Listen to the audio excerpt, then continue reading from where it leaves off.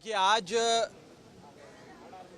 लगभग 65 राज्यसभा के सांसदों ने मणिपुर पे चर्चा का नोटिस दिया और ये कहा एक लंबी और एक विस्तार से मणिपुर पे चर्चा सदन के भीतर हो।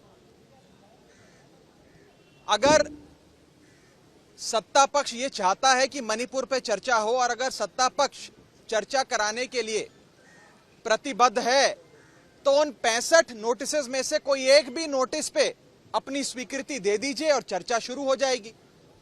केवल सदन में आकर ये चिल्लाने से कि हम चर्चा चाहते हैं, चर्चा नहीं होगी।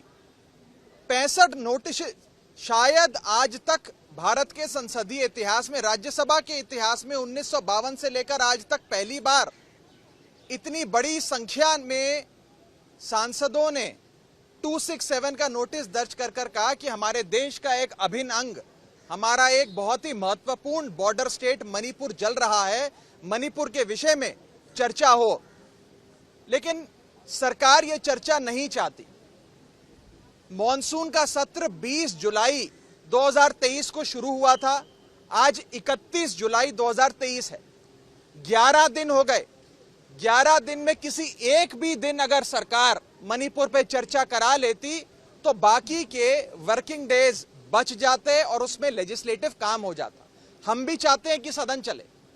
और आज मुझे याद आता है उस समय के leader of opposition Arun Jaitley ji और उस समय की नेता विपक्ष सुषमा स्वराज जी लोकसभा की, उनके कथन की याद आती है कि कभी कभी सदन में विपक्ष की आवाज सुनवाए जाने के लिए अगर आपको अपनी आवाज बुलंद करनी पड़े तो उससे लोकतंत्र मजबूत होता है, लोकतंत्र कमजोर नहीं होता।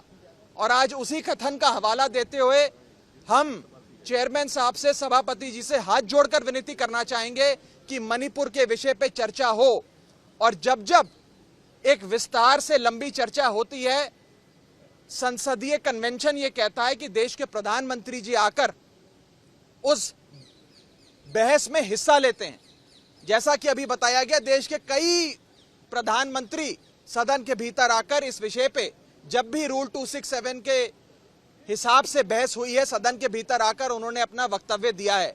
जवाहरलाल नेहरू जी से लेकर डॉक्टर मनमोहन सिंह तक तमाम प्रधानमंत्री सदन के भीतर आए और अपना वक्तव्य दिया। इसीलिए हम चाहेंगे कि as head of the government honourable prime minister भी पार्लियामेंट में आए।